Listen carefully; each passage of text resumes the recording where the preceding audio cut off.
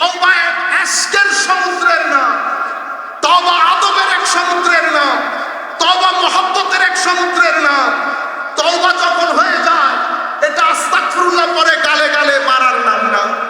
তওবা মানে ফেরত চলে আসা, তওবা মানে ফেরত আসা দুনিয়া থেকে আখিরাতের দিকে, নফস থেকে কলব বাতিনের দিকে, দুনিয়ার লোভ লালসা থেকে আল্লাহর ইশক ও মহব্বতের দিকে ফেরত আসার নাম তওবা।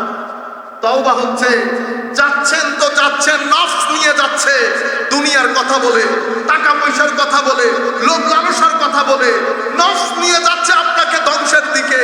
হঠাৎ করে কোন আল্লাহর ওলি নেগাহে কারম হয়েছে, কোন উলামায়ে রাব্বানির সুহবত হয়েছে, আপনার ভিতরের কলব বাতিন জেগে উঠেছে। রাতের মধ্যে শুয়েছেন, স্বপ্নের মধ্যে কেউ যেন আপনাকে ডাকছে, বান্দা ফেরত এসে যা, বান্দা ফেরত এসে যা। যেই রাস্তা দিয়ে যাচ্ছিস সেটা জাহান্নামের রাস্তা, সেটা অস্থিরতার রাস্তা। আমি পুরো দরবার সাজিয়ে বসে আছি, আমার দিকে ফেরত আয়। সকালবেলা উঠে বান্দা যখন তাহাজ্জুদে অথবা সকালের নামাজে আল্লাহর দিকে, আসমানের দিকে তাকিয়ে আল্লাহু আকবার যখন বলেন, বান্দার সিনা থেকে অন্ধকার সরে যায়। 6টার অন্ধকার সরে গেছে, 7টার আলো জ্বলে উঠেছে, 8টার আলো জ্বলে উঠেছে, 9টার আলো জ্বলে উঠেছে। অতঃপর সিনার ভিতরে আমার আল্লাহ ইশকের নূর, মুহাব্বতের নূর, আদবের নূর, ইতাআতের নূর দিয়ে পুরো সিনাকে সাজিয়ে দেন। অতঃপর সেই সিনা লাখো সিনাকে আলোকিত করেন। সেই ধরনের একটা সিনার দরবারে আমরা বসে আছি।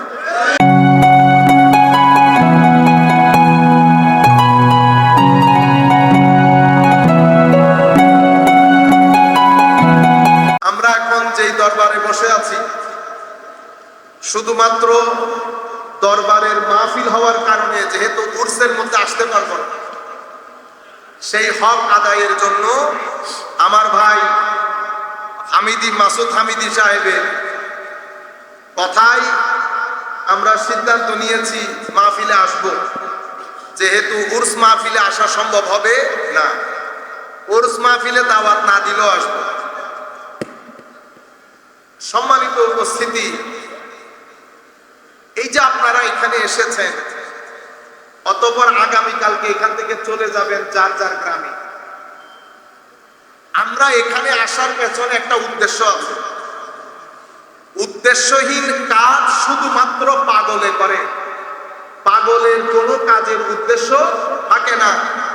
পাগল দুই প্রকার, একটা হচ্ছে কোনো কারণে কারো ব্রেন কাজ করছে না, আমার ভাই বোন, তারা, আমরা তাদেরকে পাগল বলি। আল্লাহ প্রত্যেককে শেফা দান করুন, আমিন বলেন।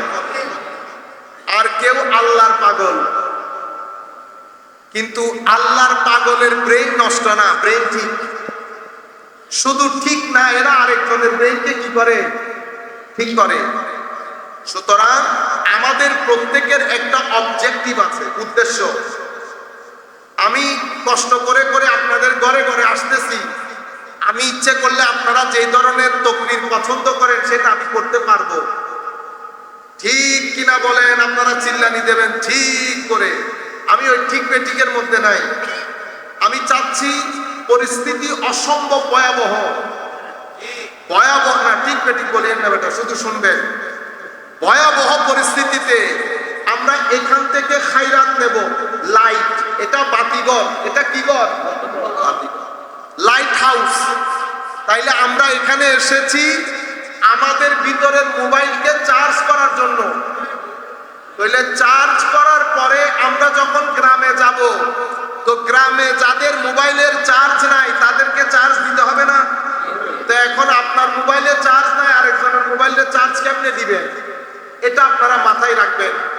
আমাদের এখানে উদ্দেশ্য হচ্ছে আমরা হুজুর কেবলা থেকে যিনি শুয়ে আছেন, যিনি বেঁচে আছেন, বিশেষ করে যিনি শুয়ে আছেন, উনার থেকে আমরা কিছু ফুয়ুজ ও বারাকাত নিব। এটা আমাদের লোকালয়ে গিয়ে বিতরণ করব। কঠিন সময় কেন? কঠিন সময় হচ্ছে গত 20 বছরে বাংলাদেশের এখন যে 18-22 বছরের প্রজন্ম, আপনার সন্তান, আপনার নাতি, প্রত্যেকের মাথার ভিতরে ঢুকানো হয়েছে যে মাজার কেন্দ্রিক ব্যবসা হয় এবং মাজার পূজা করা হয়।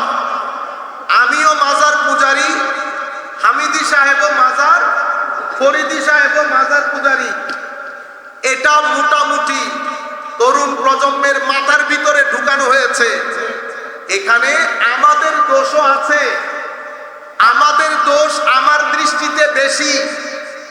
তো এখন সামনে যখন আমি আমার এখান থেকে চার্জ নিয়ে বিতরণ করতে যাইব, কেউ আমাদের থেকে চার্জ নিতে চাইবে না, কারণ সবাইকে বোঝানো হয়েছে এটা পজিটিভ এনার্জি না নেগেটিভ এনার্জি। এই নেগেটিভ এনার্জি যদি আপনি ক্রয় করেন, খরিদ করেন, গ্রহণ করেন, নিজেও ধ্বংস হবেন, পরিবারও ধ্বংস হবে। এটা বোঝানো হয়েছে, এটা বোঝানো হয়েছে। বোঝানোর কারণে তরুণ প্রজন্ম ভুলে গেছে এই বিল্ডিং কে করে দিয়ে গেছে, দাদা যে বিল্ডিং দাঁড় করিয়ে দিয়েছে, পরবর্তী প্রজন্ম, নাতির প্রজন্ম দেশে সব ভুলে গেছে। দাদার কথা আর স্মরণে নাই। সম্মানিত উপস্থিতি, আমাদের কিছু মাজার কেন্দ্রিক কর্মকাণ্ডের কারণে পৃথিবীতে ওয়েস্টার্ন ওয়ার্ল্ড, আগে আমি এই পয়েন্টটা পরিষ্কার করি আপনাদেরকে, এটা আমি আমার হৃদয়ের গহীন থেকে, হুজুর কেবলা যিনি মাজারে পাকে শুয়ে আছেন, হুজুরের ফুয়ুজ ও বারাকাত নিয়ে হুজুরের পক্ষের উকিল হয়ে, হুজুরের পক্ষে উকিল হয়ে আমি তরুণ প্রজন্ম, আপনারা কথা বলবেন না বেটা, আপনারা তরুণ প্রজন্ম এবং বিশেষ জিম্মাদারি আপনাদের হাতে, পুরা পৃথিবীর বাংলা ভাষাভাষীদের কাছে আমি এই মেসেজ পৌঁছাতে চাচ্ছি যে হে তরুণ, পৃথিবী, ওয়েস্টার্ন কান্ট্রি, পশ্চিমা বিশ্ব আপনাদেরকে নিয়ে একটা প্ল্যান আছে। প্ল্যান, সেই প্ল্যান হচ্ছে যেই কোনো মূল্যে আপনার সন্তান, আমার সন্তানকে ধর্মহীন করা। সেই প্ল্যানের জন্য অন্যতম প্রধান অস্ত্র হিসেবে গ্রহণ করেছে যে এই তরুণ প্রজন্মকে যদি মাজার বিমুখ করা না যায়, তাইলে ধর্ম বিমুখ করা যাবে না। এরা যদি মাজার কেন্দ্রিক থাকে তো ধর্ম এদের সিনা থেকে বের করা যাবে না। কেন যাবে না? কারণ মাজার প্রত্যেকটা সিনার ভিতরে এশকে রাসূলের প্রদীপ জ্বালিয়েছে, আদব এবং তাজিমে মুস্তাফা প্রদীপ জ্বালিয়েছে। মানুষ গুনাহগার হতে পারে, কিন্তু আমার নবী 1400 বছর পরে আগত উম্মত সেভাবে আমার নবীকে মহব্বত করে যেভাবে প্রথম যুগের মুসলমান মহব্বত করতেন। মহব্বত করেন হয়তো 16-20, হয়তো 10-20, কিন্তু মহব্বত করেন। আমাদের আউলিয়ায়ে কেরাম, আউলিয়ায়ে কেরামের খানেকা, আউলিয়ায়ে কেরামের দরগাহ, এটা নবী করিম রউফুর রহিম সাল্লাল্লাহু আলাইহি ওয়াসাল্লামের যে নূর, কদ জাআকুম মিনাল্লাহি নূর, ওই নূরের মেইন স্টেশন হচ্ছে আমার নবী। বিদ্যুতের মধ্যে সাব স্টেশন লাগে না? এক জায়গা থেকে বিদ্যুৎ উৎপাদন হয়, আপনি ওখানে লাফ দিতে পারবেন বিদ্যুতের জন্য। বিদ্যুৎ যিনি উৎপাদন করেন, যিনি বিদ্যুৎ বানান, বিদ্যুৎ যিনি আবিষ্কার করেন, উনি আমাদের সকলের স্রষ্টা আল্লাহ রাব্বুল আলামিন। হাত দিতে পারবেন দিয়ে যেখান থেকে বিদ্যুৎ আসে, বেশি অ্যাশক নিয়ে যদি মনে করেন সাব স্টেশনে যাওয়ার দরকার নাই, অমুক স্টেশনে যাওয়ার দরকার নাই, চাপ মাইরা দেয় যেখান থেকে বিদ্যুৎ উৎপাদন হচ্ছে, আপনি ধ্বংস হয়ে যাবে। মেইন স্টেশন, বেটা কথা বললে ঝামেলায় পড়ে যাবে, কথা বললে সোজা বের হয়ে যাবে। এটা আদবের দরবার, এখানে চুপচাপ বসে থাকবো। আমি আপনাদের সম্পর্কে জানি, আপনাদেরকে একজনে তৈরি করে দিয়েছেন। আমরা বাজারে বসে দোকানদারি করতেছি, বাজার সাজাই নাই। আল্লাহর ওলিদের বাজার, ওলিরা বাজার বসিয়ে দিয়ে গেছেন। সেই আউলিয়ায়ে কেরামের পক্ষ থেকে আমরা উকালতি করতে নামছি। এখন আমরা তো দুর্বল, তো এটা হুজুরের ফিউজ বারাকাত, হুজুর যতদূর নিয়ে যাবেন ততদূর যেতে পারবে। সম্মানিত উপস্থিতি, মেইন স্টেশন আমার নবী, সেই স্টেশন থেকে সাব স্টেশন বসানো হয়েছে। কোন স্টেশন এখানে বসেছে, কোনটা জামালপুরে, কোনটা সিরাজগঞ্জে, কোনটা চট্টগ্রামে, কোনটা সিলেটে। আল্লাহর ওলিরা আমাদের প্রত্যেকটা সিনার সাথে আমার নবীর মেইন স্টেশনের নূরের সাথে কানেকশন করে দিয়েছে। সেই কারণে মুসলিম উম্মাহ আমরা নিজেরা আমরা গুনাহগার, কোন সন্দেহ আছে? আমরাই তো বলছি আমরা গুনাহগার। আল্লাহ আছে এটা যেমন সত্য, আমরা গুনাহগার এটাও তেমন সত্য। আবার আল্লাহকে যে মানি এটাও তেমন সত্য। আমরা আল্লাহকে বলছি আল্লাহ লাখ গুনাহগার, কোনো সন্দেহ নাই। দিন গুনাহে কাটে, রাত নাফরমানিতে কাটে, কোনো সন্দেহ নাই। কিন্তু আল্লাহ আপনাকে মানি, আপনাকে জানি। কেউ আপনার সাথে বেয়াদবি করলে আমাদের রক্তের মধ্যে আগুন ধরে যায়। কারো কাছ থেকে শুনি নাই, আমার নবীকেও দেখি নাই, কিন্তু নবীর কিছু সাব স্টেশনের আলকে দেখেছি, যাদেরকে দেখে আমরা মূল নূরের পরিচয় পেয়েছি। তাহলে ঈমান বেঁচে থাকে ইশকে রাসূলের কারণে, ঈমান বেঁচে থাকে হুব্বে মুস্তাফার কারণে। যার সিনার ভিতরে আমার নবীর ইশক মোহাব্বত যত বেশি, তার ঈমানও তত বেশি। তাইলে প্যারামিটার আপনার ঈমানের স্কেল মাপার জন্য কতটুকু আছে, কিভাবে মাপবেন? কারণ আমার সাথে সাহাবায়ে কেরামের সাথে অনেকেই নামাজ পড়েছেন, যাদের ব্যাপারে আমার আল্লাহর ওয়াদা, আমার আল্লাহ তাদেরকে জাহান্নামের নির্মস্তরে দিবেন, জাহান্নামের নির্মস্তরে দিবেন। সূরাতুল মুনাফিকুনের মধ্যে আমার আল্লাহ বলছেন, ওয়া ইযা জাআকাল মুনাফিকুন ক্বালু নাশহাদু ইন্নাকা শুধু রাসূলুল্লাহ না, ইন্না নিশ্চয়ই, কা আপনি, লা রাসূলুল্লাহ অবশ্যই আল্লাহর রাসূল। অবশ্যই কয়বার বলছে? দুইবার। কিন্তু আমার আল্লাহ বলতেছে হাবিব, যারা এই অবশ্যই অবশ্যই বলতেছে তারা সব মুনাফিক, তারা সব মুনাফিক। কেমনে চিনবেন? আমার আল্লাহ পরবর্তী আয়াতে আইডেন্টিটি ক্লিয়ার করে দিচ্ছে। ওয়া ইযা কিলা লাহুম তাআলাউ ইস্তাগফির লাকুম রাসূলুল্লাহ লাওয়াউ রুউসাহুম ওয়া রাআইতাহুম ইয়াসুদ্দুনা ওয়া হুম মুস্তাকবিরুন। হাবিব কেমনে চিনবেন? তো মসজিদের মধ্যে ঢুকবে, খাদেম বলবে আমার নবী কোণার মধ্যে বসা, নবী কোণার ভিতরে বসা। মুমিনে হক যারা, যাদের ভিতরে সিদ্দিক আকবরের ইশক আছে, ফারুক আজমের ইশক আছে, তারা মসজিদে এখানে আসবে না, আমার নবীর কাছে আগে যাবে। কিন্তু সেই কাতারের মধ্যে একজন আছে, সে কি করেছে? ওখানে যাব কেন, ওখানে যাব কেন? মসজিদে এসেছি না, আমি নামাজ পড়বো, আগে সিজদা দিব। তাইলে বোঝা হবে কি মুনাফিকুন। সত্যিকার ঈমানের পরিচয় যারা আমার নবী কোনায় বসা আছে, এটা শুনে যারা নবীর দিকে গেছে তারা মুমিন, যারা নবীকে পাশ কাটিয়ে এখানে চলে এসেছে তারা মুনাফিক, তারা মুনাফিক। এখন মুনাফিক চিনার জন্য মাপকাঠি হচ্ছে আমার নবীর আদব, আমার নবীর তাজিম। আমার নবীকে আদব করা সেটা আপনার চয়েস না, করলে করলাম, না করলে, এটাকে বলে ম্যাটার অফ চয়েস না, এটা ম্যাটার অফ সার্ভাইভাল। আপনি তাজিম করলে ঈমান, তাজিম না করলে ঈমান থেকে খালি, এখানে চয়েস না। এটা আমার নবীর হক আপনার উপরে। কয়টা হক? ঈমান আনবেন, আমার নবীকে ঈমান আনার পরে তাজিম করবেন। তাজিম মানে কি? তাজিম মানে কি ভাই? সম্মান। সম্মান মানে কি?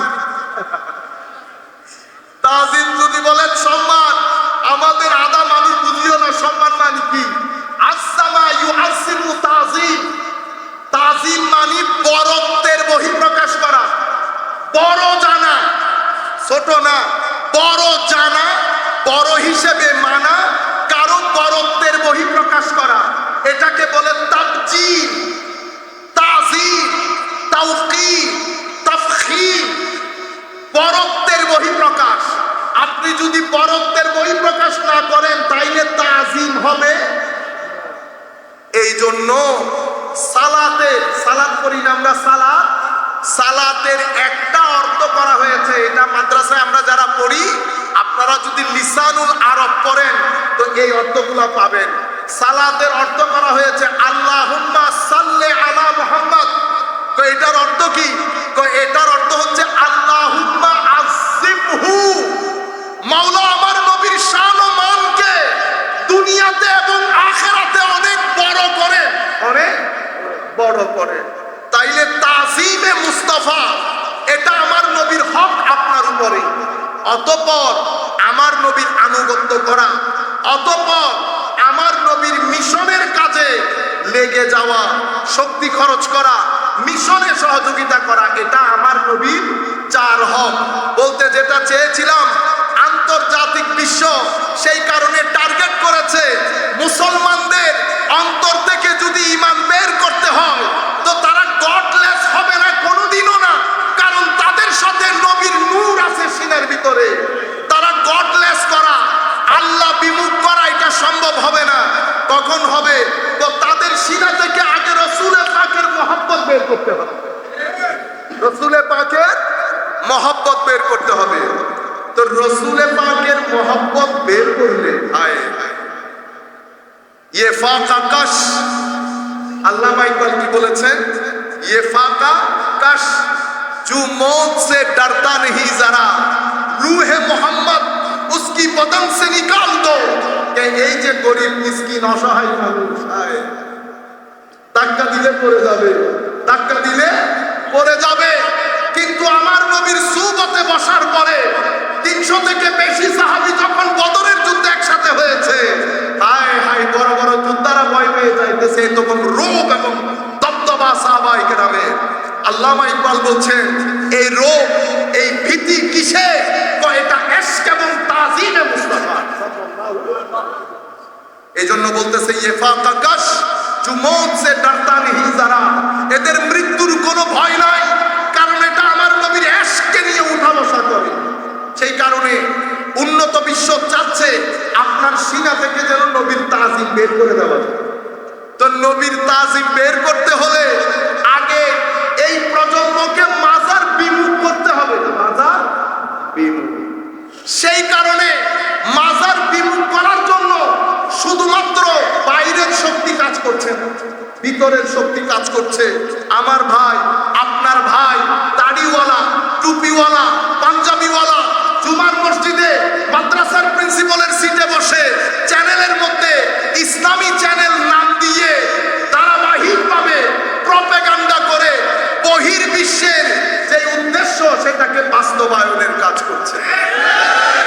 আসেন এবার আমরা ঘুমিয়ে পড়ি, আমরা ঘুমিয়ে পড়ি। আমরা এখনো ঘুমে। আমাদের বলি বুজুর্গ যারা মাজারে শুয়ে আছে তাদের অন্তর ভেঙে খান খান হয়ে যাচ্ছে। কোন মানুষ রেখে আসলাম? নাই নামাজ, নাই তাসবিহ, নাই তাহলিল, নাই জবাব।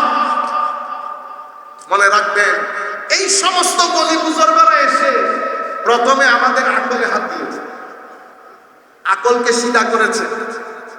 পৃথিবীর কেউ সীমা লঙ্ঘন করে না, মানুষ বাদে অন্য সৃষ্টি। আপনারা আপনাদের ঘরে যে গাছ রোপণ করেছেন সেটা কি সকালবেলা অন্য জায়গায় সরে যায়? কোনদিন দেখছেন সরে যেতে? আপনাদের ঘরের গরু ছাগলগুলা আপনারা ঘাস খেতে দেন না, আবার ঠিক সময়ে ঠিক জায়গায় চলে আসে না, তার নাম হয়। এই মানুষ একমাত্র জিনিস একটু শক্তি পাওয়ার পরে হযরতে মূসা আলাইহিস সালামকে বলছে আনা রাব্বুকুমুল আ'লা, আমি হইলাম বড় খোদা। মানুষ এত খতরনাক। আল্লাহ সৃষ্টির মধ্যে একমাত্র মানুষ যে নিজের সীমা লঙ্ঘন করে। এটা মুসাইলামাতুল কাজ্জাব, সে দাবি করেছে সেই নাকি নবী। কাদিয়ানী ভাইরা গোলাম আহমদ কাদিয়ানীকে বলে সেও নাকি নবী। আমি মানুষ কিভাবে সীমা লঙ্ঘন করে সেটা বলেছে। আল্লাহর ওলিরা এসে আমাদের আকলকে, আমাদের চিন্তা চেতনাকে কি করেছে? মধ্যপন্থী। এরপরে আমাদের কল্প বাতেনকে ডিসিপ্লিন দিয়েছে। ডিসিপ্লিন মানে বুঝি নাই, নিয়ম কানুনের মধ্যে এনেছে। আপনারা বুঝতে পেরেছেন কেন করেছে? আকল যদি সীমা লঙ্ঘন করে তো আকল কি বলে? আমি বড় খোদা, আমার চেয়ে বড় কোনো খোদা নাই। কে বলেছে আপনার খোদা আছে? সব কিছু আমরা মানুষরা করতেছি, বলে না আমাদের মায়েরা? এখন কোনো খোদা নাই। খোদা নাই কখন বলে? যখন আকল তার সীমা লঙ্ঘন করে। এরপরে আপনার ভিতরে আমার ভিতরে আল্লাহ একটা নফস দান করেছে। সেই নফস যখন উপরে উঠে তখন সেটা ফেরেশতার মর্যাদায় অধিষ্ঠিত হয়। আর এই নফস যখন নিচের দিকে নামে তো এটা চতুষ্পদ জন্তুর চেয়েও নিকৃষ্ট। কি আজীব বিষয় না? উপরে উঠলে ফেরেশতা, নিচে নামলে চতুষ্পদ জন্তুর চেয়েও নিকৃষ্ট। মাঝখানে আমরা দাঁড়িয়ে আছি। এই যে আল্লাহর ওলি যারা শুয়ে আছে তারা হচ্ছে উপরে উঠার মই। এদেরকে ধরে উপরে উঠতে থাকবেন, ফেরেশতার পর্যায়ে পৌঁছাবে। আর এদেরকে বাদ দেবেন, চতুষ্পদ জন্তুর চেয়েও নিকৃষ্ট হবে। জবান ঠিক করতে হবে। এত মরিচ জবানের ভিতরে, এটার মাধ্যমে তরিকত তাসাব্বুফ হয় না। এত মরিচ অন্তরে নিয়ে যদি তরিকতের কথা বলেন, তরিকত অপমানিত বোধ করুন। যাই হোক, সময় যেহেতু সংক্ষিপ্ত, আমি একটা ঘটনা বলে শেষ করে দেই। আসেন একটু মহব্বতের কথা শুনুন। হযরতে ফুদাইল ইবনে ইয়াস রাদিয়াল্লাহু তাআলা অথবা মালিক বিন দিনারের কথা বলি। ফুদাইল ইবনে ইয়াসের কথা আপনারা অনেকে শুনেছেন। উনি বিয়ে করার পরে একটা সন্তান হন। সন্তান হওয়ার 2 বছরের মাথায় সন্তান দুনিয়া থেকে চলে যেত। মানুষ কেমনে তওবা করার পরে এক একজন এক এক মাকামে অধিষ্ঠিত হয়েছে। এই তওবার আগ পর্যন্ত সাধারণ মানুষ ছিল। কেউ গরু চড়াতো, কেউ মেষ চড়াতো, কেউ এক এক জায়গায় এক এক কাজ করতেন। জীবনে একটা টার্নিং পয়েন্ট তৈরি হয়েছে। একটা তওবা ব্যক্তি জীবনের মধ্যে রেভলিউশন তৈরি করে ফেলেছে। হে মানুষ, আমরা তওবা করি, ভঙ্গ করি, তওবা করি, ভঙ্গ করি। তওবা এক ইশকের সমুদ্রের নাম, তওবা আদবের এক সমুদ্রের নাম, তওবা মুহাব্বতের এক সমুদ্রের নাম। তওবা যখন হয়ে যায় এটা আস্তাগফিরুল্লাহ পরে গালে গালে মারার নাম না। তওবা মানে ফেরত চলে আসা। তওবা মানে ফেরত আসা দুনিয়া থেকে আখিরাতের দিকে, নফস থেকে কলব বাতিনের দিকে, দুনিয়ার লোভ লালসা থেকে আল্লাহর ইশক ও মুহাব্বতের দিকে ফেরত আসার নাম তওবা। তওবা হচ্ছে যাচ্ছেন তো যাচ্ছেন, নফস নিয়ে যাচ্ছে দুনিয়ার কথা বলে, টাকা পয়সার কথা বলে, লোভ লালসার কথা বলে, নফস নিয়ে যাচ্ছে আপনাকে ধ্বংসের দিকে। হঠাৎ করে কোন আল্লাহর ওলির নেগাহে কারণ হয়েছে, কোন উলামায়ে রাব্বানির সুহবত হয়েছে, আপনার ভিতরের কলব বাতিন জেগে উঠেছে।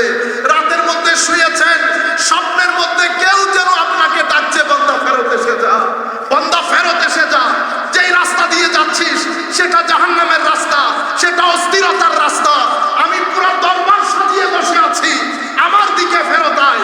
সকালবেলা উঠে বান্দা যখন তাহাজ্জুদে অথবা সকালের নামাজে আল্লাহর দিকে, আসমানের দিকে তাকিয়ে আল্লাহু আকবার যখন বলেন, বান্দার সিনা থেকে অন্ধকার সরে যায়।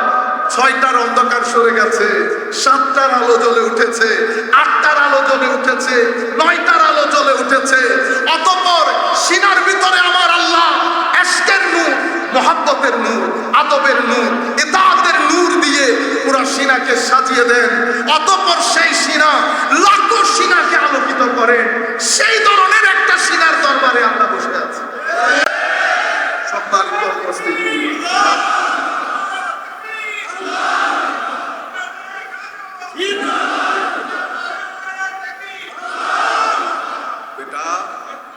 আপনারা তাকবীরের একটা আদব আছে, সেটা নষ্ট করবেন না।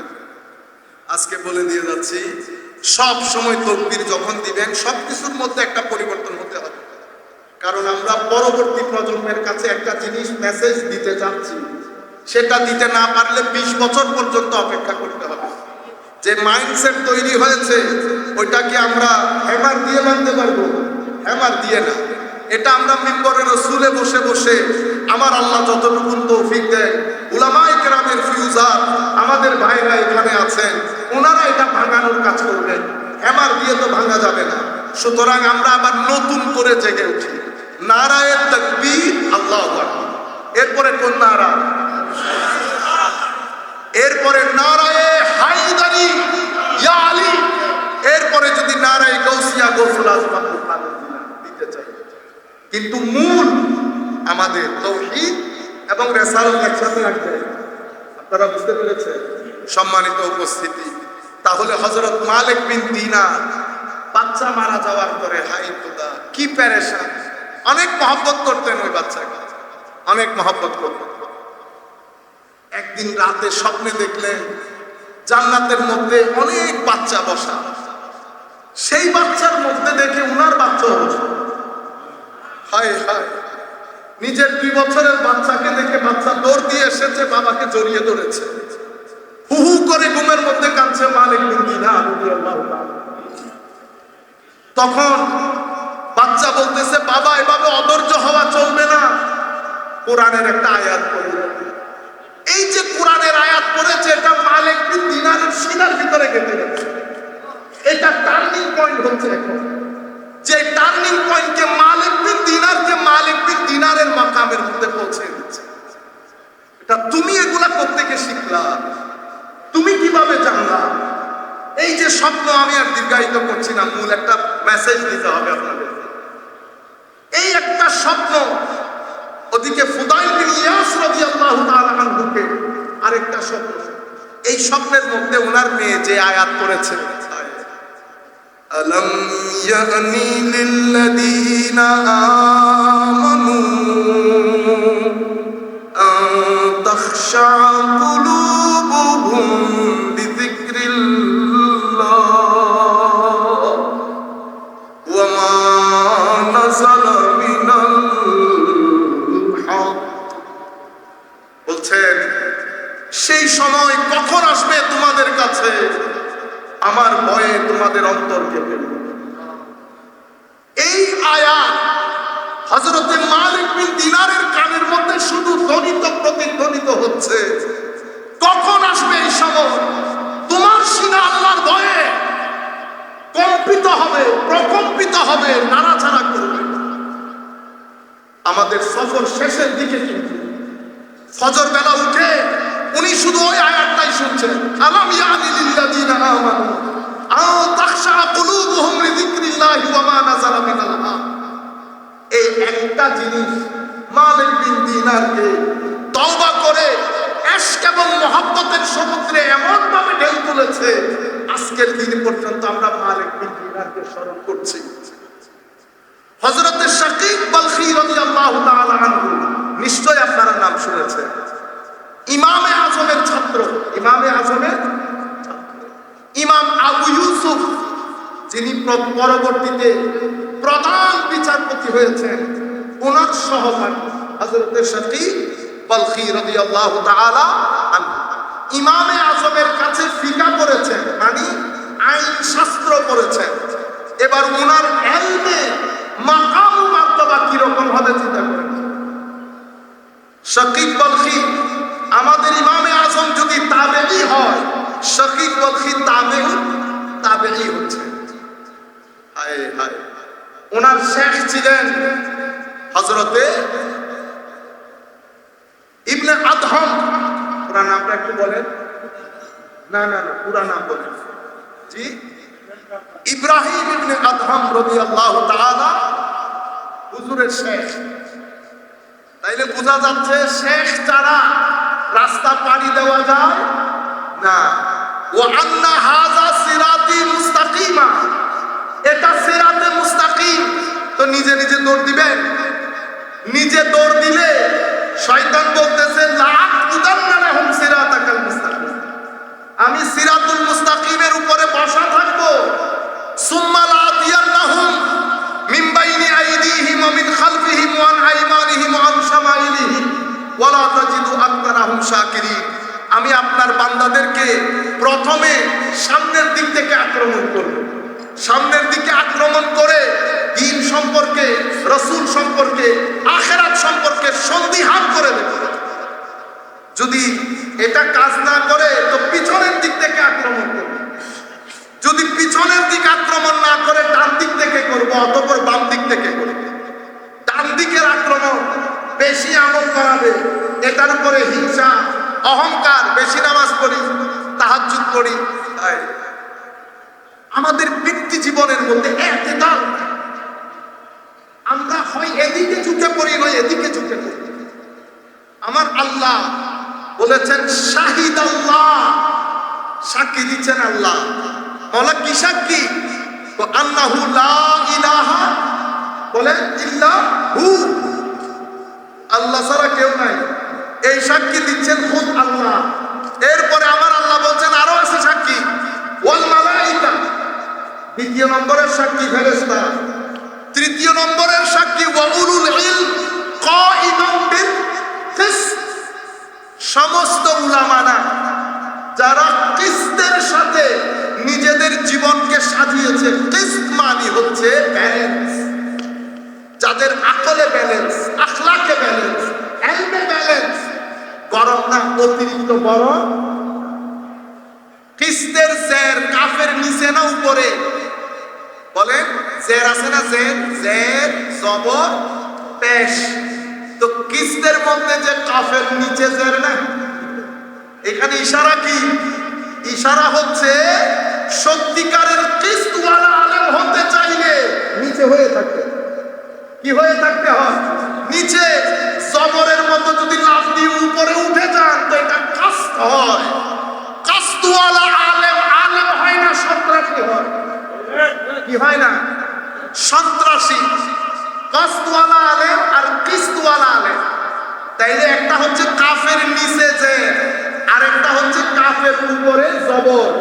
তো আমাদেরকে বলা হচ্ছে আলেম কিরকম হব?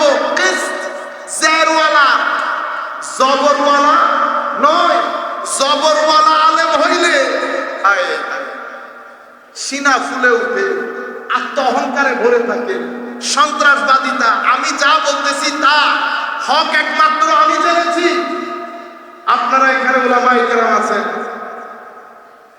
আপনাদেরকে চিনবে মানুষ। বাজার তো সাজিয়েছেন, এখানকার যিনি মুরব্বী উনি নাকি বাজার আপনারা সাজিয়েছেন? এখানের উলামায়ে কেরাম বাজার সাজিয়েছে না বসা বাজারের মধ্যে জিনিস বিক্রি করতে আসছে? কোনটা? বসা বাজারে। বাজার তো সাজানো আছে, সাথে মাদ্রাসা বানিয়ে প্রোডাক্ট কেমনে বিক্রি করবেন সেটাও শিখিয়েছে। এখন এখানে বসে যদি আপনি মনে করেন বাজার বোধহয় আমি সাজিয়েছি, এই ভুল করিয়েন না, এই ভুল করিয়েন না। করলে কি হবে? ওই কিস্তের জের নিচে না থেকে উপরে উঠে যাবে। তো জের নিচে না হয়ে উপরে উঠে গেলে কি হয়? আমার আল্লাহর সুন্নাত হচ্ছে জের যখন নিচ থেকে উপরে উঠে আমার আল্লাহ তুলে ধরে সমুদ্রে নিক্ষেপ করে। এর চেয়ে বড় বড় জিনিস সমুদ্রে, এর চেয়ে বড় বড় জিনিস সমুদ্রে। সুতরাং উপরে উঠা মানে অহংকার করা। গ্রেটফুল থাকবেন। গ্রেটফুল থাকা মানে কি? গ্রেটফুল থাকা মানে একজনে যদি একদিন মাথার উপর ছাতাও ধরে, মাথার উপর ছাতাও ধরে, কৃতজ্ঞ হয়, কৃতজ্ঞ থাকতে হয়। কৃতজ্ঞতা বংশের পরিচয়, কৃতজ্ঞতার রক্তের পরিচয়। কৃতজ্ঞতা কোরআনে পাকের মধ্যে দুটি জিনিস গুরুত্বের সাথে বলা হয়েছে। একটা হচ্ছে কৃতজ্ঞতাবোধ, শুকর, আর একটা হচ্ছে সবর। সবর মানে ধৈর্য ধরা, সহনশীলতা। শুকর মানে কৃতজ্ঞতা প্রকাশ করা। আমাদের জিন্দেগির মধ্যে সবর এবং শুকর দিয়ে জিন্দেগি চলে। বেশি থাকলে শুকর, কম থাকলে সবর।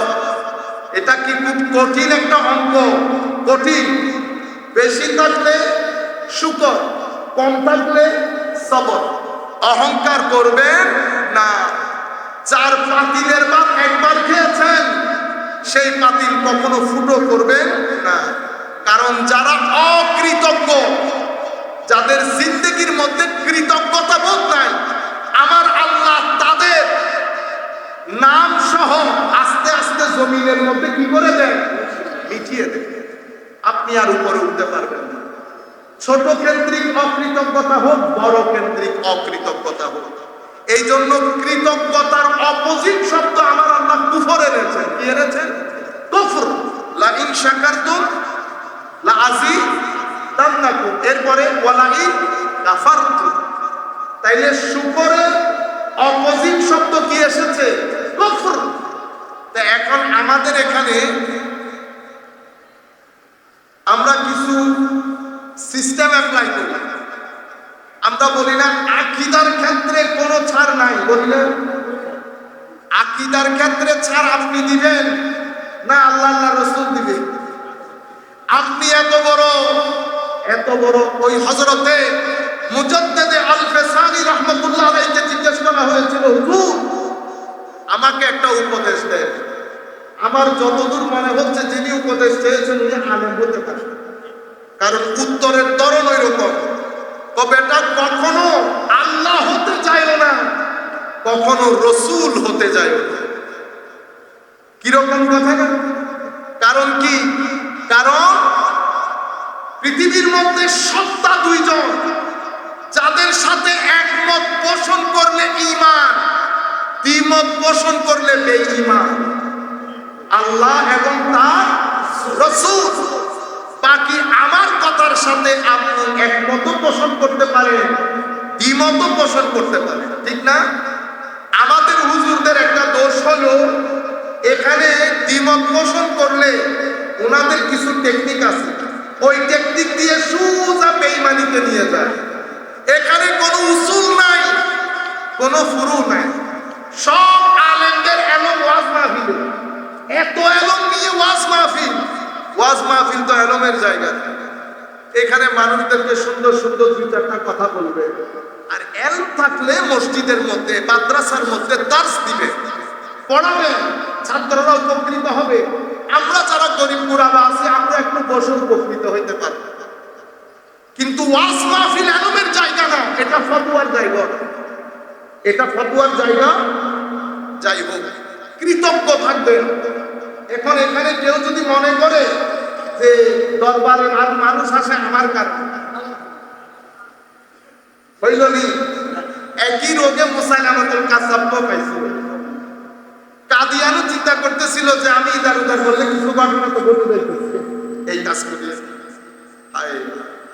বাতিঘরের সাথে কখনো, বাতিঘরের সাথে ধরেন আমার ভালো লাগতেও পারে, কোনো কারণে ভালো নাও লাগতে পারে, না লাগলে আমি আস্তে করে সরে যাব, পৃথিবী জানতেও পারবে, পৃথিবী জানতেও পারবে। ভাইয়ের সাথে মারামারি হয়েছে, মানুষকে দেখাবেন, ফেসবুকে পোস্ট দিবেন, আমার ভাইয়ের আজকে ছেড়ে চলে এসেছে, পোস্ট দিবেন। এটা ভদ্রলোকের কাজ না। আমি এখানে ধরেন আপনারা দেখতেছেন না ফেসবুকে অনেক পোস্ট দেখতেছেন, আমার জবান নাই, বলতে পারি না, কেটে শুটে কত করে বলতেছি। কেন? মনে রাখবেন, ক্ল্যাশ করিয়ে দেয়, এটাকে বলা হয় এই যে ক্ল্যাশ। কারণ প্রত্যেক ব্যক্তি তার মতামত দিতে পারে। আগে আপনি চৌধুরী ছিলেন, 30 বছর আগে আমাদের এলাকাতে সিগারেটের দোকান দিছে, চৌধুরী সাহেব এসে ভেঙে দিছে, কেউ কিছু বলতে পারছে? এখন পারবেন? কেন? এখন প্রত্যেক ব্যক্তি একটা অধিকার আছে সোসাইটির মধ্যে। যেই ভাষায় আপনারা কথা বলতেছেন, আপনার যদি লাখ মানুষ থাকে, আমার 20,000 লোক আছে নাই, তো আমিও যদি একই ভাষায় ব্যবহার করি, মারামারি কার সাথে কার লাগবে? এখন আমার সাথে লেগে গেছে আমার ভাই হামিদি ভাইয়ের বা ফরিদি সাহেবের। আপনারা বদনাম করার সময় কি বলবেন? আজারি সাহেব আর ফরিদি সাহেবের মধ্যে মারামারি লাগছে, কি বলবেন? সুন্নি সুন্নি লাগছে, সুন্নি সুন্নি লাগছে। বদনাম কার? সুন্নিয়তে। শুধুমাত্র আউলিয়ায়ে কেরামের দিকে তাকিয়ে, শুধুমাত্র আমার নবীর অন্তরে ব্যথা লাগবে এই কারণে চুপ করে থাকা, নতুবা সমস্ত আওয়াজের গলা টিপে ধরা 2 মিনিটের কাজ, 2 মিনিটের কাজ। এত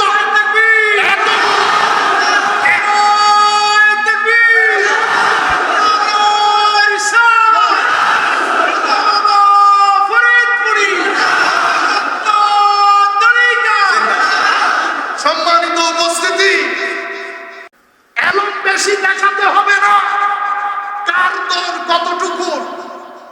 আমরা এমনিতে গোমরা মানুষ আপনাদের দৃষ্টিতে, এলম নাই কালাম নাই সেটা আমরাও বলতেছি, আমরা কোনো কিছুই জানি না। কিন্তু আউলিয়ায়ে কেরামের ফুয়ুজ ও বারাকাতে প্যারামিটার দিয়ে চেক করতে পারি কে কোন দরজার লোক। এত বড় আলেম হয়ে যান নাই, যদি আলেম হয়ে যান তো মাস্টারের মতো দর শুরু করেন, আমার ছাত্রদেরকে পাঠাবো, দেখবো কত বড় আলেম। ইন্না লিল্লাহি ওয়া ইন্না ইলাইহি। এটা করেছি ইচ্ছাকৃতভাবে আপনাদেরকে সুবত বোঝানোর জন্য। ভালো সুবতে ভালো হয়, মন্দ সুবতে এগুলা বের হয়। এতক্ষণ যেগুলা বের করেছি এগুলারে বলে নেগেটিভ এনার্জি। কি এনার্জি? Negative energy. কেন বের হলো? ওই সুবতের কারণে। সুবত যদি ভালো হয় তো এনার্জি পজিটিভ হবে, সেই কারণে এই নেগেটিভ এনার্জি গুলা অ্যাভয়েড করবেন। এটা আপনার শরীরের জন্য ক্ষতিকর, কলব বাতেনের জন্য ক্ষতিকর। এটা আহলে সুন্নাত ওয়াল জামাতের দরবার, এটা সুফি তরিকতপন্থীদের দরবার, এটা আসহাবে রাসূল আলে রাসূলের মহব্বতকারী দরবার। বুঝতে পেরেছেন সম্মানিত উপস্থিতি? এটা আহলে সুন্নাত ওয়াল জামাত শুধু দরবার না, ইনারা বানান, ইনারা বানান। সম্মানিত উপস্থিতি, হযরত শকীক বলখী রাদিয়াল্লাহু তাআলা ইমামে আযমের ছাত্র, কিন্তু একটা শেখও আছে হযরত ইব্রাহিম বিন আদহাম রাদিয়াল্লাহু তাআলা আনহু। ওনার ছাত্রের নাম হাতেম আল আসম। হাতেম আল আসম, হযরতে হাতেম আল আসম মানে হচ্ছে বড়া। বড়া মানে বুঝেন বধির। এই নামে উনি বিখ্যাত। আজিব বিষয় না? কেন এই নামে বিখ্যাত হয়েছে? ওনার দরবারে একদিন একটা মহিলা এসেছে, একজন বৃদ্ধ মহিলা এসেছে। সেই মহিলা বয়সের কারণে নিজের অজান্তে হঠাৎ করে একটা বায়ু বের হয়ে যায়। হুজুর খেয়াল করলেন মহিলার বায়ু বের হওয়ার পরে ওনার চোখ মুখ লাল হয়ে গেছে, মনে হয় স্ট্রোক করে মারা।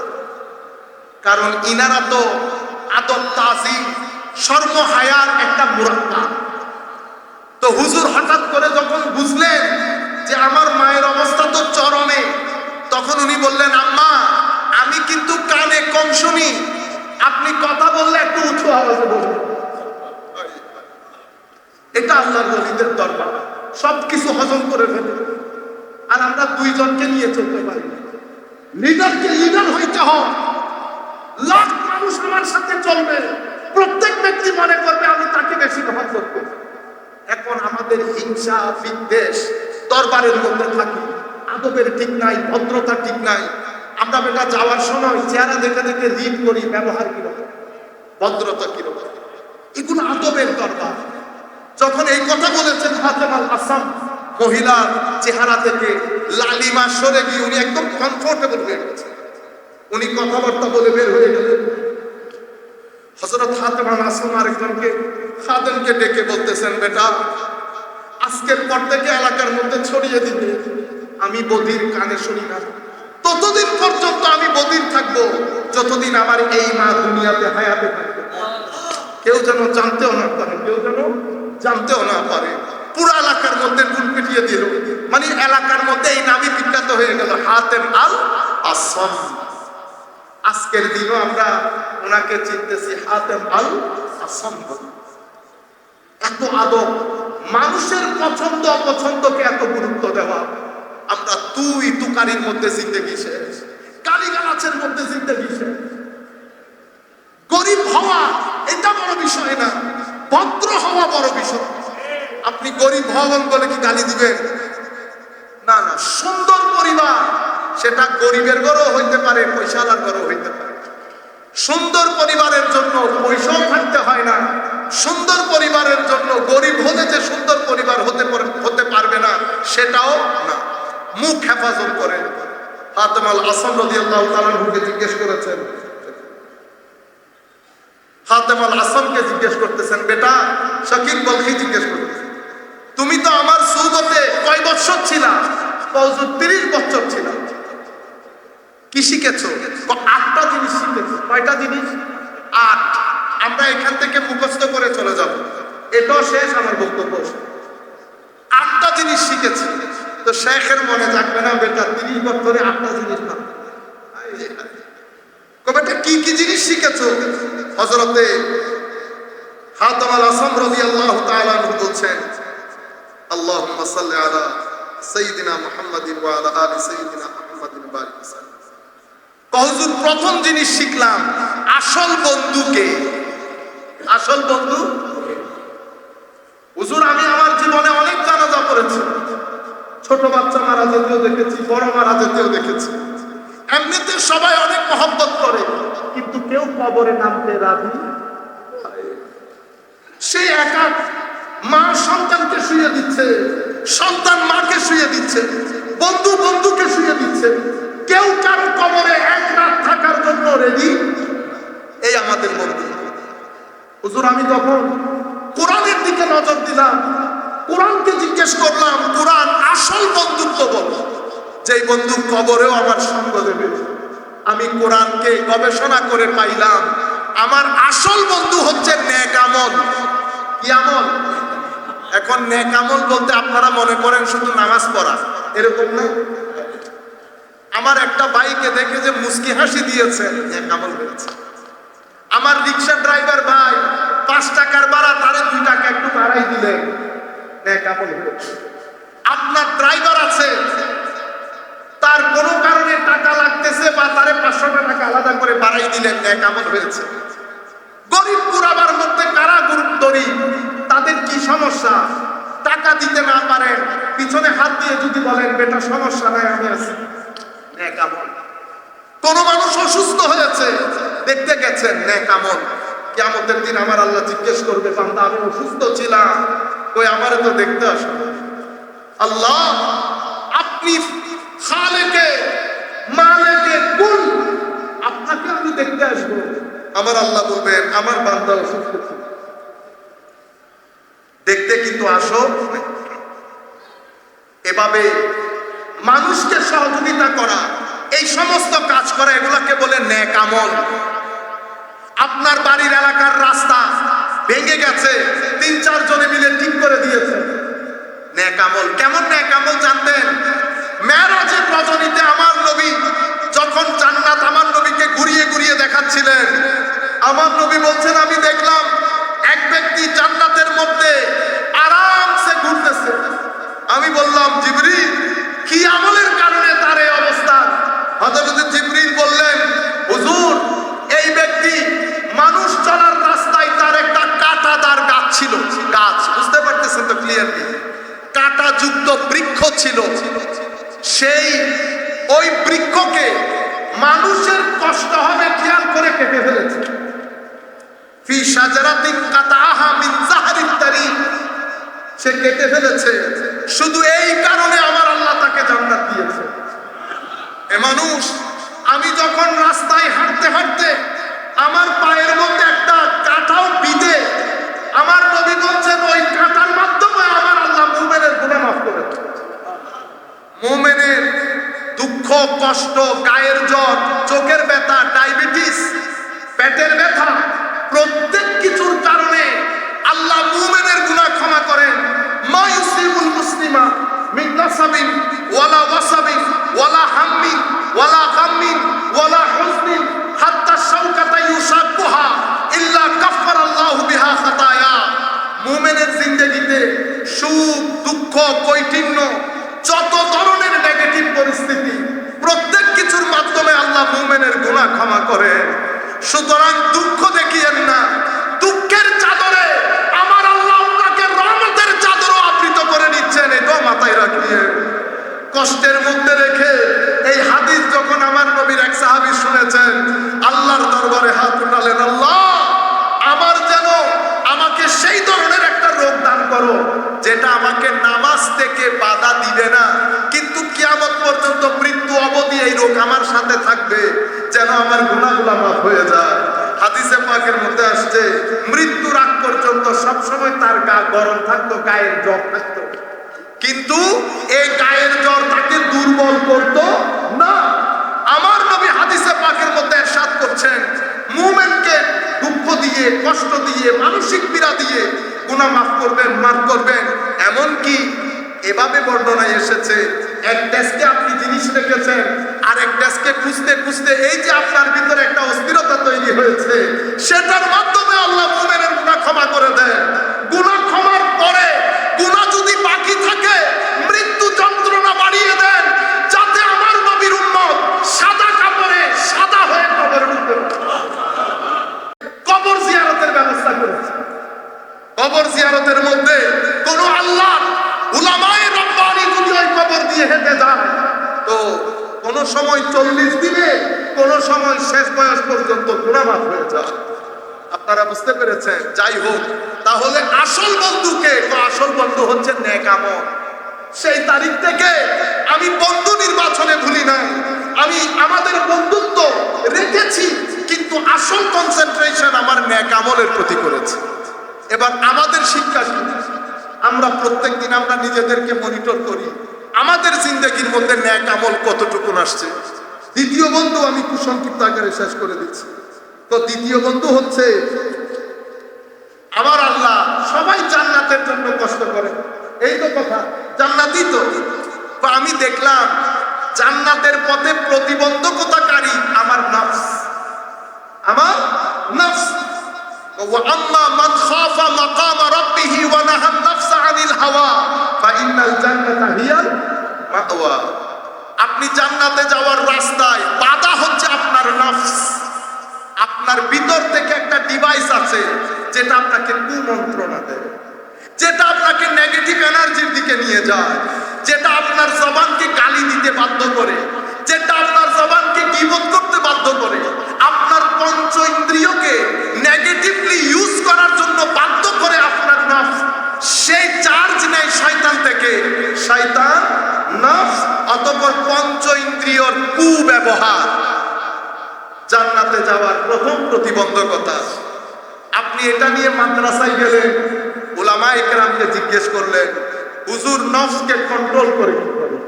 উলামায়ে কেরাম বললেন, আমাদের মাদ্রাসায় এই ডিপার্টমেন্ট নাই, আমরা শুধু শরীয়ত শিখাই, শরীয়ত শিখাই, কোনটা হালাল, কোনটা হারাম, কোনটা ফরজ, কোনটা ওয়াজিব। আবার এটাকে যদি আন্ডার এস্টিমেট করেন, ঈমান চলে যাবে। আমাদের ভিতরে হুজুর গৌসুল আজম আব্দুল কাদের জিলানী, কুল কায়নাতের সুফিয়ায়ে কেরাম বলেছেন, যেই তরিকতের সাথে শরীয়তের সম্পৃক্ততা নেই, সেই তরিকত জান্দাকা, জিন্দিক, শয়তানিয়ত বাদে আর কোনো কিছুই নয়। পিঠের নাম শরীয়ত, পেটের নাম তরিকত। পিঠ যেমন পেট থেকে আলাদা করা যায় না, সেভাবে শরীয়ত থেকেও তরিকতকে, তরিকত থেকে শরীয়তকে আলাদা করা যায়। আমাদের এখানে এখন নতুন দল তৈরি হয়েছে, আমরা তরিকতপন্থী লোক, শরীয়তের সাথে আমাদের তেমন কোনো লেনা দেনা নাই। তো এই লেনা দেনা যাদের নাই, তাদের ব্যাপারে কুল কায়নাতের আউলিয়া, একেবারে সাহল তুস্তারি প্রথম যুগে, বায়েজিদ বুস্তামি, হারেস আল মুহাসিবি থেকে শুরু করে পরবর্তী যুগের হুজুর গৌসুল আজম, মধ্য যুগের কাশফুল মাহজুব, হযরতে ইমাম কুশাইরি, কুতুল কুলুব, মানাজিলুস সাইরিন, সমস্ত পূর্ব যুগ, মধ্য যুগ, পরবর্তী যুগের আউলিয়ায়ে কেরামের সিদ্ধান্ত হচ্ছে, যেই তরিকতের সাথে শরীয়তের দলিল নাই, সেই তরিকত অগ্রহণযোগ্য এবং শয়তানি। আপনারা বুঝতে পেরেছেন? তো সম্মানিত উপস্থিতি, তাইলে মাদ্রাসা শরীয়ত শিখার জায়গা, সেটা ছাড়া দ্বীন প্র্যাকটিস করা যায় না। খানেকা কি শিখার জায়গা বলেন? না না না, তরিকত বললে আমার ভাইয়েরা বুঝবে না, যেভাবে বুঝবে সেভাবে বলবে। শরীয়ত শিখবো মাদ্রাসা থেকে, কিন্তু শরীয়ত শিখার পরে তবিয়ত পরিবর্তন হয় নাই। যে লাভ সেই কদু, গালি আগেও দিতাম, এখনো দেই, লুঙ্গি আগেও পায়ের উপরে তুলতাম, এখনো তুলি। যদি শরীয়ত শিখার মাধ্যমে তবিয়ত পরিবর্তন হতো, তো মাদ্রাসার মধ্যেই ছোট ছোট ছেলেগুলা বলৎকারের শিকার হইত। বুঝতে পেরেছেন? যদি শরীয়তের মাধ্যমে তবিয়ত, তবিয়ত মানে বুঝতেছেন তো, তরবিয়ত মানে আখলাক, তরবিয়ত মানে ব্যবহার, তরবিয়ত মানে আমার ব্যক্তি জীবনের মধ্যে পরিবর্তন। এটা যদি আসতো ওয়াজ তাকরীরের নামে, এই সন্ত্রাসবাদীটা হইতো। ইনারা না আমাদেরকে শরীয়ত শিখান। আপনারা বুঝতে পেরেছেন? তাইলে খানেকার কাজ কি? মাদ্রাসা শরীয়ত শিখায়, খানেকা তবিয়তকে পরিবর্তন করে। খানেকা তবিয়ত পরিবর্তন করে। মাদ্রাসা শিখাবে নামাজ, নামাজের ভিতরে খুশু এবং খুদু, সেটা শিক্ষা দেয় কে? খানেকা। সেটা শিক্ষা দেয় খানেকা। সেই কারণে উনি বলছেন, হুজুর আমি চিন্তা করলাম আগে তো নফসের গলা টিপে ধরতে হবে। তখন থেকে আমি নফসকে কাবু করার জন্য কি কি কাজ আছে সেটা শিকার কাজে লেগে গেলাম।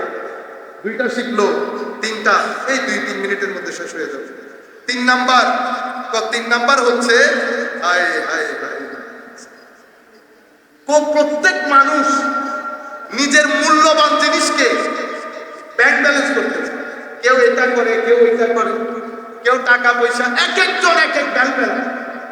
আমি কোরআন শরীফের দিকে তাকিয়ে বুঝলাম এরা যেটা ব্যাংক ব্যালেন্স করতেছে একটাও তো বাকি থাকা না। আল্লাহ তুমি আমাকে শিক্ষা দাও, এমন কি জিনিস আছে যেটা আমি রাখলে বাকি থাকবে, কখনো শেষ হবে? কোরআনের আয়াত গেল, কোরআনের আয়াতের দিকে দৃষ্টি গেল, মা ইনদাকুম ইয়ানফাদ ওয়া মা ইনদাল্লাহি বাক। যাহা তোমাদের কাছে আছে তোমরা যাওয়ার সাথে সাথে ফানা হয়ে যাবে, যাহা আমি আল্লাহর সাথে আছে তাহা ফানা হবে না, বাকি থাকবে। পরে আমি চিন্তা করলাম মানুষের হাতে কোনো কিছু রেখে লাভ নাই। যদি কোনো কিছু রাখারই হয় তো আল্লাহর দস্তে কুদরতের মধ্যে জমা রাখবো। এটা সব সময় বাকি থাকবে, কারণ আমার আল্লাহ বাকি থাকবে। আমি যে জিনিসগুলো আমার আল্লাহ রাখেন সেই জিনিসগুলোর প্রতি আমি বেশি দৃষ্টি দিতে শুরু করলাম। এগুলো সব আপনার সুবত থেকে শিখেছি। এর পরবর্তীতে 4 নাম্বার আমি সংক্ষিপ্ত আকারে বলতেছি, এগুলা এক একটার উপরে অনেকক্ষণ আলোচনা সাপেক্ষ। 4 নাম্বার, হুজুর পৃথিবীর মানুষ কেউ টাকা দিয়ে সম্মান খোঁজে, কেউ স্ট্যাটাস দিয়ে ধন সম্মান খুঁজে, কেউ এলম কালাম দিয়ে সম্মান খুঁজে। এই তো 3টা জায়গা। দেখলাম এটার ভিতরে একটা কম্পিটিশন চলে। কেউ টাকা দিয়ে, কেউ চেয়ার দিয়ে, কেউ স্ট্যাটাস দিয়ে সম্মান খুঁজে। আমি কোরআনকে জিজ্ঞেস করলাম, কোরআন তুমি আমাকে বলো আসল সম্মান কোথায়? কোরআন আমাকে গাইড করলো, ইন্না আকরামাকুম ইনদাল্লাহি আতকাকুম। আল্লাহর দরবারে সেই ব্যক্তি বেশি সম্মানিত যেই ব্যক্তির সিনার ভিতরে আল্লাহর ভয় বেশি। যে ব্যক্তির সিনার ভিতরে আল্লাহর ভয় বেশি। হুজুর আপনার সুবতে বসে আমি শিখতে পারলাম তাকওয়া কি, সেটা কিভাবে অর্জিত হয়, এটাও আমি আপনার সুবত থেকে শিখলাম। 4 নাম্বার। 5 নাম্বার বলতেছেন উনি, পৃথিবীর মানুষ হিংসা করে। এই ফেসবুকের মধ্যে যেগুলা দেখতেছেন এগুলা হইল হিংসার ভমিটিং। হিংসার কি?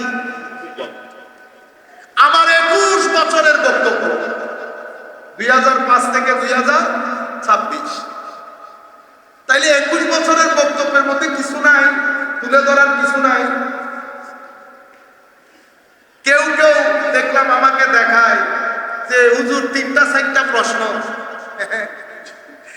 ও ভাই 3 ঘন্টার বক্তব্য, আগেও জিনিস আছে পরেও জিনিস আছে। যদি আগের জিনিস পরের জিনিস না শুনিয়ে মানুষকে বলেন তো বুঝতে হবে ভিতরে অন্য জিনিস আছে। যদি ভিতরে নিয়ত খারাপ না থাকতো তাহলে তো আগের জিনিস পরের জিনিস লাগতো। কোরআন বুঝতে হলে উলামায়ে কেরামকে জিজ্ঞেস করেন, সিয়াক ও সেবা, লেহা আগে কি পরে কি, এটা বুঝতে হবে না? আমাদের যারা আলে হাদিসের ভাইরা আছেন, সালাফি ভাইরা আছেন, ওনারা মানুষদেরকে শিখান ফাকতুলুল মুশরিকিনা হাইতু ওয়াজাদতুমুহুম, মুশরিকদেরকে যেখানে পাও হত্যা করো। বুঝতে পেরেছেন? আগেও নাই পরেও। আপনি যদি আগ পর বাদ দিয়ে দেন, মুশরিকদেরকে হত্যা করা শুরু করেন, তো আল্লাহর হুকুমের পক্ষে যাবে না বিপক্ষে যাবে? বিপক্ষে যাবে। কেন? আমার আল্লাহ বলবেন শুধু টেক্সটটা পড়লি, কনটেক্সটটা পড়বি না। কোন কনটেক্সটের উপরে আমি কথাটা বলেছি? এখন আপনি টেক্সট নিয়েছেন, কনটেক্সট বাদ দিয়ে দিয়েছেন। কিসের কারণে? হিংসার কারণে। হিংসা এতই খতরনাক, যাহা কিছু বলেছেন একটা এলমি প্রশ্ন করলে আমি এনজয় করতাম, উত্তর দিতাম। যদি উত্তর দিতে না পারি উত্তর জেনে নিতাম, কারণ আমি তো আর সব জানতে আলেম না, আমি তো আলেমও না, আমি আপনাদের ছাত্রের মতো।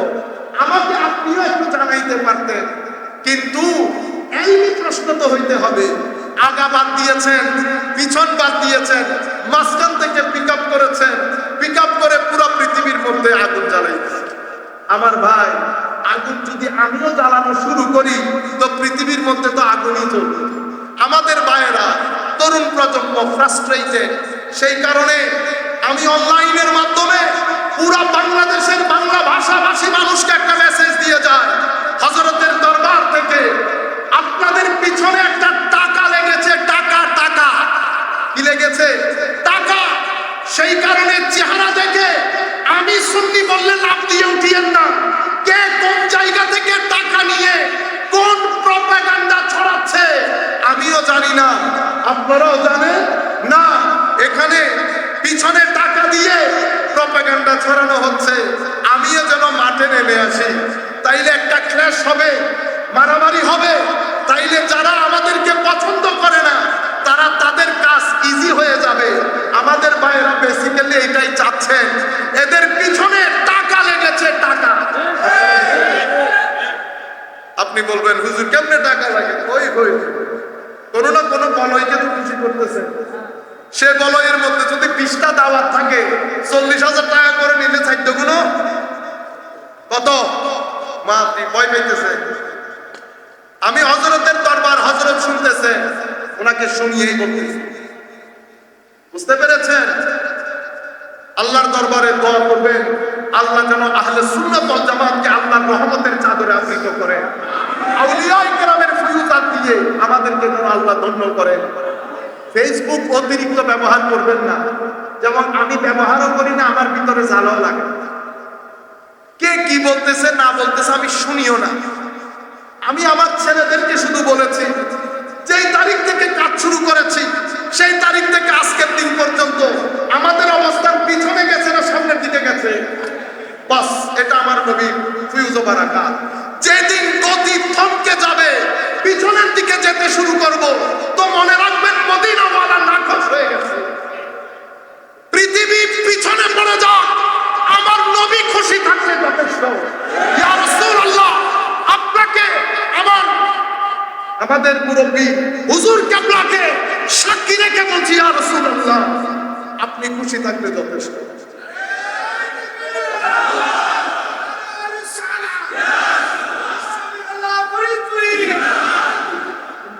ঠিক আছে, কাজেই যেহেতু এখানে